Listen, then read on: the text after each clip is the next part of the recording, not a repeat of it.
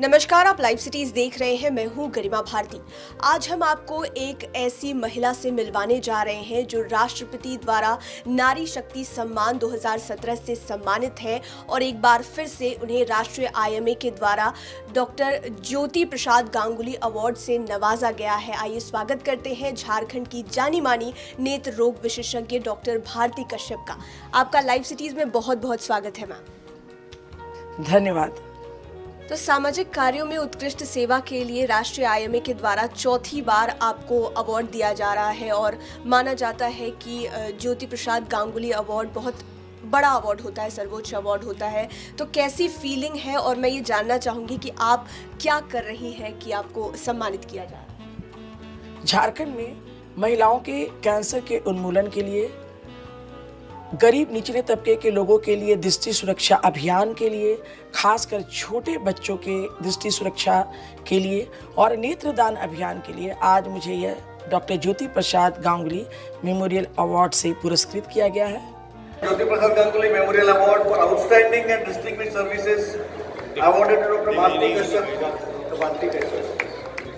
Bharti Kashyap madam is one of the very strong person pillar for IMA. Thank you very much for this wonderful. We would like to appreciate you for this many good awards which you will get. And we have a regard to Dr. Kashyap also. Ma'am, दृष्टि सुरक्षा को लेकर झारखंड में क्या कुछ काम चल रहा है आप लोगों के द्वारा और किस तरह से इसे धरातल पर किया जा रहा है? देखिए, दृष्टि सुरक्षा अभियान में हमने झारखंड के सरकारी स्कूल में पढ़ने वाले 20 लाख से ज़्यादा बच्चों की मुफ्त आंखों की जांच की है, उन्हें चश्मा दिया है और रांची, खूंटी, सारंडा, पलामू और लातेहार के दूर दराज के इलाकों में, नक्सल प्रभावित इलाकों में जो बच्चे सरकारी स्कूल में पढ़ रहे थे और मोतियाबिंद की वजह से उनकी पढ़ाई छूट गई, ऐसे बच्चों को हमने अपने NABH की सर्वोच्च क्वालिटी की मान्यता प्राप्त कश्यप मेमोरियल आई हॉस्पिटल में लाके उनका मुफ्त ऑपरेशन किया और उन्हें वापस स्कूल भेजा। इन बच्चों को कई आई कैंपों से रिजेक्ट कर दिया गया था क्योंकि छोटे बच्चों की सर्जरी आई कैंप्स में मुश्किल होती है। तो इस तरह से उनके भविष्य को संवारने में हमने मदद की। इसके अलावा हम हॉकर्स, रेलवे के जो कुली हैं और जितने भी रिक्शा ड्राइवर हैं, ऑटो ड्राइवर हैं, जितने भी निचले तबके के लोग हैं, उनके लिए भी हम आई कैंप्स लगाते हैं। आजकल हम रांची के अगल बगल के जितने भी स्लम एरिया हैं और जो गांव हैं, वहाँ पे हर हफ्ते दृष्टि सुरक्षा अभियान चला रहे हैं जिसमें हम मुफ्त चश्मा दे रहे हैं और मुफ्त मोतियाबिंद का ऑपरेशन भी कर रहे हैं। इसके अलावा रेटिना की सर्जरी भी, जो कठिन सर्जरी मानी जाती है, उसकी सर्जरी की भी सुविधा आयुष्मान भारत से मुफ्त में उन्हें दे रहे हैं। आप सर्वाइकल कैंसर के इलाज को लेकर भी इन दिनों काफ़ी चर्चा में है, लेकिन हम या फिर और लोग आपको एक नेत्र रोग विशेषज्ञ के तौर पर जानते हैं। तो अचानक से आंखों का इलाज करते हुए फिर सर्वाइकल कैंसर के इलाज की तरफ आपने कैसे अपना रुख कर लिया? क्योंकि 2015 में women doctors wing Indian medical association की झारखंड की चेयरपर्सन की जिम्मेदारी मुझे सौंपी गई, तो मुझे लगा कि मुझे महिलाओं के स्वास्थ्य के लिए कुछ करना चाहिए, कुछ ऐसी बीमारी की रोकथाम करनी चाहिए जो जानलेवा है। तो मैंने पाया कि विकासशील देशों में, खास करके हमारे देश में और हमारे राज्य में, महिलाओं की मृत्यु जिस कैंसर से बहुत ज़्यादा होती है वह है सर्वाइकल कैंसर, और जननांग संबंधी जो इन्फेक्शन है उससे भी हमारे यहाँ की जो महिलाएं हैं वो बहुत पीड़ित होती हैं। तो हम इसके लिए 2015 से 4 आयामी अभियान चला रहे हैं। हम दूर दराज के गांव में जाकर मेगा स्वास्थ्य शिविर लगाते हैं। वहाँ न केवल हम आयरन, फोलिक एसिड और कैल्शियम की गोलियां देते हैं, बल्कि जननांग संबंधी इन्फेक्शन से पीड़ित महिलाओं के लिए किट 2 और किट 6 की गोलियां भी मुफ्त बांटते हैं, क्योंकि जननांग संबंधी इन्फेक्शन के ही कुछ महिलाओं को आगे चल के सर्वाइकल कैंसर होता है। और कैंप में आने वाली 50 से 60% जो महिलाएं हैं उनको ल्यूकोरिया होता है, बदबूदार वेजाइनल डिस्चार्ज पाया जाता है और वो जननांग संबंधी इन्फेक्शन से ग्रसित रहती हैं, लेकिन लज्जावश कुछ बोल नहीं पाती। तो हमारे इन कैंपों से ऐसी महिलाओं को बहुत फायदा हुआ है। इसके अलावा हम कैंप स्थल पे ही कॉल्पोस्कोपी गाइडेड क्रायो ट्रीटमेंट कर सर्वाइकल कैंसर को प्री कैंसर की अवस्था में जला देते हैं, क्योंकि सर्वाइकल कैंसर जो होता है वो प्री कैंसर अवस्था में 10 सालों तक रहता है।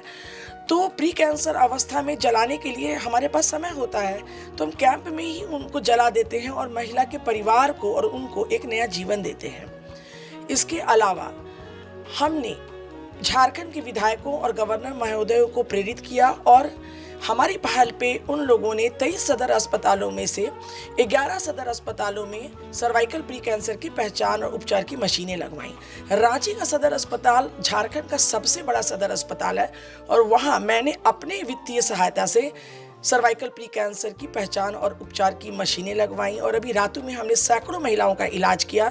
18 महिलाओं को रांची के बगल में रातू में हमने जो कैंप लगाया था, वहाँ 18 महिलाओं को सर्वाइकल प्री कैंसर को हमने इसी मशीन से, जो मैंने दी थी रांची के सदर अस्पताल में, उस मशीन से हमने महिलाओं के कैंसर को जलाया और उन्हें नया जीवन दिया।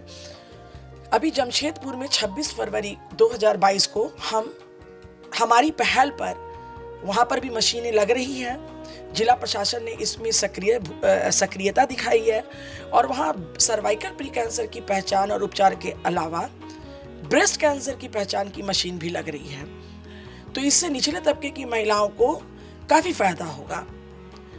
इसके अलावा 2021 में एक नया मोड़ आया जब women doctors wing IMA Jharkhand की पहल पर झारखंड सरकार ने सरकारी अस्पतालों को 6% प्रजनन क्षमता वाली महिलाओं की स्क्रीनिंग का लक्ष्य दिया। ऐसी महिलाएं जो हाई रिस्क कैटेगरी की हैं या जिनमें लक्षण हो, यह नहीं कि 6% प्रजनन क्षमता वाली कोई भी महिला, तो जिनको लक्षण होते हैं जैसे कि post coital bleeding, intermenstrual bleeding या मेनोपॉज के बाद ब्लीडिंग, बदबूदार वेजाइनल डिस्चार्ज, ये सब लक्षण हैं। हाई रिस्क कैटेगरी में वो महिलाएं हैं जिनके बहुत सारे बच्चे हैं, जिन्होंने 18 साल के पहले फिजिकल रिलेशनशिप बनाई है, जिनको बार बार जननांग संबंधी इन्फेक्शन होता है, जिन्होंने ओरल कॉन्ट्रासेप्टिव पिल्स का बहुत लगातार सेवन किया है, जो धूम्रपान करती हैं, किसी भी प्रकार से तंबाकू का सेवन करती हैं, जिनकी शरीर की रोग प्रतिरक्षात्मक क्षमता कम है, तो ऐसी महिलाएं जो है ये हाई रिस्क कैटेगरी में आती हैं। तो ऐसी प्रजनन क्षमता की 6% ऐसी महिलाओं को स्क्रीन करने का लक्ष्य राज्य सरकार ने सरकारी अस्पतालों को दिया है हर डिस्ट्रिक्ट में। तो अगर इसकी अच्छे तरीके से समीक्षा होती रहे तो वह दिन दूर नहीं कि 1 साल के अंदर झारखंड भारत का पहला राज्य बनेगा जो सर्वाइकल कैंसर फ्री बनेगा। मैम, मैं पूछना चाहती हूँ कि जिस तरह का काम आप कर रही हैं वो काफ़ी अलग है और हमने बहुत कम डॉक्टरों में ही ऐसा देखा है कि अपने बिजी शेड्यूल से समय निकाल कर ज़रूरतमंद लोगों के लिए चैरिटी करें, और आप ऐसा कर रही हैं। आपको ये प्रेरणा कहाँ से मिली, कहाँ से मन में ये आया कि नहीं चलो ज़रूरतमंद लोगों की, महिलाओं की मदद करते? स्टूडेंट लाइफ से करती हूँ। जब मैं MS स्टूडेंट थी उस समय रांची से 40 किलोमीटर दूर रामगढ़ के इंटीरियर इलाके के जो सरकारी स्कूल हैं वहाँ के 10,000 बच्चों की मैंने आंखों की जांच की थी और बड़ा अच्छा डॉक्यूमेंटेशन भी किया था कि कितने % बच्चों को चश्मे की ज़रूरत है, कितने % बच्चों को आनुवांशिक बीमारी है। तो यह मेरी चैरिटी की शुरुआत थी स्टूडेंट लाइफ में 1995 में। एक्चुअली इसकी प्रेरणा मुझे अपने पिता स्वर्गीय डॉक्टर VS गुप्ता, मेरे दादाजी स्वर्गीय डॉक्टर TB गुप्ता और मेरे फादर इन लॉ स्वर्गीय डॉक्टर BP कश्यप से मिली है। तो बचपन में मेरे पापा वीकेंड में कैंप करते थे, तो वीकेंड में उनके साथ मैं अक्सर कैंप में गांव में जाती थी। तो बचपन में मैं वीकेंड का वेट करती थी कि वीकेंड होगा तो गांव जाएंगे। तो एक्चुअली उस समय बचपन में जो हम हर वीकेंड करीब गांव जाया करते थे, कैंप्स में भाग लेते थे, तो उसका असर आया। दादाजी को भी मैंने देखा और शादी मेरी बहुत कम उम्र में हुई। 19 साल की उम्र में मेरी शादी हो गई थी और जल्द ही मुझे मातृत्व की जिम्मेदारी भी मिली। तो ससुराल में भी मैंने अपने फादर इन लॉ को बहुत दूर दराज के इलाकों में कैंप करते हुए देखा। मैं उन कैंप में गई भी। तो मुझे लगता है कि ये मुझे विरासत में मिली है और आगे चल कर के वर्ष 1995 में बिहार झारखंड का पहला नेत्र प्रत्यारोपण मेरे पति के साथ मिलके मैंने किया और उन्हें सहयोग किया। उस समय बिहार और झारखंड में नेत्र प्रत्यारोपण नहीं होते थे और स्थानीय नेत्रदान भी नहीं होते थे। तो स्वर्गीय हरि प्रसाद जी की नेत्रों का मृत्युपरांत दान हुआ और उसको हमने दिसंबर 1995 में नेत्र प्रत्यारोपण 2 स्थानीय लोगों को जो कॉर्निया जनित दृष्टिहीन थे उनमें किया। तो यह बिहार झारखंड का पहला नेत्र प्रत्यारोपण था और नेत्रदान था। एक बार ऐसा हुआ कि जोन्हा जो एकदम घना जंगल है रांची से 30-40 किलोमीटर दूर, वहाँ से मुझे कॉल आया था। मुझे तो बहुत डर भी लगा। आधी रात में मैंने जोन्हा पुलिस स्टेशन को फ़ोन किया। उसके बाद हम सब पूरी टीम के साथ वहाँ गए और एक पत्रकार था प्रभात खबर का, उसकी दादाजी का डेथ हुआ था और झोपड़ी जैसा घर था। वहाँ हम लोगों ने लालटेन की रोशनी में आई डोनेशन का काम किया और आंखों को सुरक्षित निकाल के हम ले आए। तो आई कैम्प के अलावा आई डोनेशन वाला काम भी मैंने बहुत कम उम्र से शुरू किया, जिस समय मेरी उम्र बहुत कम थी और मैं एक मेडिकल कॉलेज की छात्र थी। तो अब ये पूछना तो जायज़ नहीं होगा कि आपको मन कहाँ से किया कि डॉक्टर, क्योंकि आपने बिल्कुल बता दिया कि विरासत में आपको ये चीज़ें मिली। लेकिन मैं एक चीज़ पूछना चाहूँगी, जैसा कि हम आपको देख पा रहे हैं, एक डॉक्टर होने के साथ आप सारी चीज़ें बहुत अच्छे से मेंटेन करती हैं। आपने कहा कि माँ बनने की जिम्मेदारी भी काफ़ी जल्दी मिली, तो कैसे बैलेंस कर लेती हैं सब कुछ इतना स्मार्टली, इतना ईजी? एक्चुअली आपको मैं एक वैसी लकड़ी से खुद को कंपेयर करूँगी, सीजन्ड वुड, जिसमें काफ़ी पानी वानी पड़ता है तो वो बहुत कठोर हो जाती है। तो जब मैं मेडिकल कॉलेज में पढ़ती थी तो फर्स्ट ईयर में मेरी शादी हो गई। उस समय मेरे क्लास की जो लड़कियां थीं वो सब बच्चे अनमैरिड थे। तो उसके बाद तुरंत ही मेरा पहला बेबी हुआ और उसके तुरंत बाद मेरा एग्ज़ाम था। तो पूरा प्रेगनेंसी में मैंने पढ़ाई की और प्रेगनेंसी में ही मैंने पूरा एग्ज़ाम दिया। तो मैंने देखा कि मैं समय को बहुत बचाना सीख गई और समय का सही यूटिलाइजेशन सीख गई। मैं समय का बहुत सदुपयोग करती थी और बिल्कुल भी समय को टीवी देखने में या दोस्तों के साथ गॉसिप करने में वेस्ट नहीं करती थी। और यही कारण है कि आगे चूँकि मुझे अर्ली लाइफ से काफ़ी रिस्पॉन्सिबिलिटी लेने की आदत पड़ गई थी, मैं एक सीजन वुड की तरह हो गई थी, तो मुझे आगे एमएस के एंट्रेंस एग्जामिनेशन के समय में प्रॉब्लम नहीं हुई। हम अंतिम सवाल मेरा है कि राष्ट्रपति द्वारा आपको नारी शक्ति पुरस्कार 2017 से सम्मानित किया गया। आखिरकार ये आपको क्यों दिया गया था, और जब आपको राष्ट्रपति जी से स्वयं अवार्ड मिला तो वो कैसी फीलिंग थी, कैसा लगा? मुझे बहुत अच्छा लगा और राष्ट्रपति जी ने मुझे कहा अवार्ड देते समय कि अपने अच्छे कामों को तुम कंटिन्यू करो और इसमें विराम नहीं लगना चाहिए। यह पुरस्कार मुझे महिलाओं और बच्चों के स्वास्थ्य कल्याण के लिए किए गए कामों के लिए मिला था। यह पुरस्कार मुझे झारखंड के नक्सल प्रभावित क्षेत्रों के गरीब इलाकों के बच्चों एवं महिलाओं के स्वास्थ्य कल्याणार्थ किए गए कामों के लिए मिला था।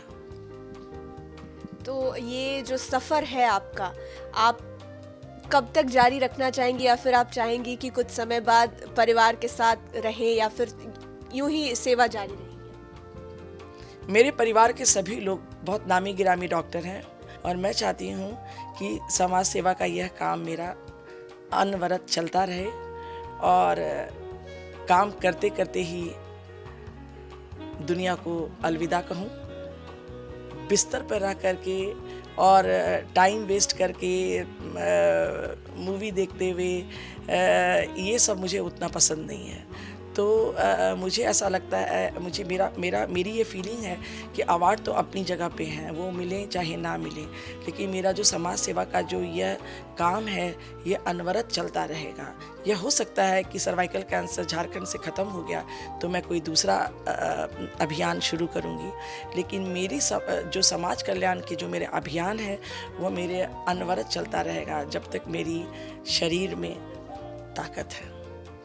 बहुत बहुत धन्यवाद हमारे साथ जुड़ने के लिए, और एक बार फिर से आपको IMA के द्वारा पुरस्कृत होने के लिए बहुत बहुत शुभकामनाएं। धन्यवाद। तो आपने डॉक्टर भारती कश्यप को सुना और उन्होंने बताया कि किस तरह से वो टाइम मैनेजमेंट कर सारी चीज़ें करती हैं। आपको बता दें कि डॉक्टर भारती कश्यप झारखंड के क्वालिटी की सर्वोच्च मान्यता NABH प्राप्त आंखों के अस्पताल कश्यप मेमोरियल आई हॉस्पिटल की फाउंडर डायरेक्टर हैं और ख़ास करके ये bladeless femto laser robotic cataract एवं लासिक सर्जरी की विशेषज्ञ सर्जन हैं और इसके अलावे ये काफ़ी चैरिटी करती है, ज़रूरतमंद महिलाओं की, बच्चों की मदद करती है और इनकी पूरी कहानी ये संदेश देने के लिए काफ़ी है कि अगर आप टाइम मैनेजमेंट सीख लें, ये सीख लें कि किस चीज़ को कब और कहाँ और कैसे करना है, तो आप अपने लक्ष्य को किसी भी तरह से प्राप्त कर सकते हैं। लाइव सिटीज़ के साथ आप बने रहिए, हमारे चैनल को सब्सक्राइब कीजिए। ये वीडियो फेसबुक पर देख रहे हैं तो पेज को लाइक करें, साथ ही साथ आप हमें ट्विटर पर भी फॉलो कर सकते हैं। धन्यवाद।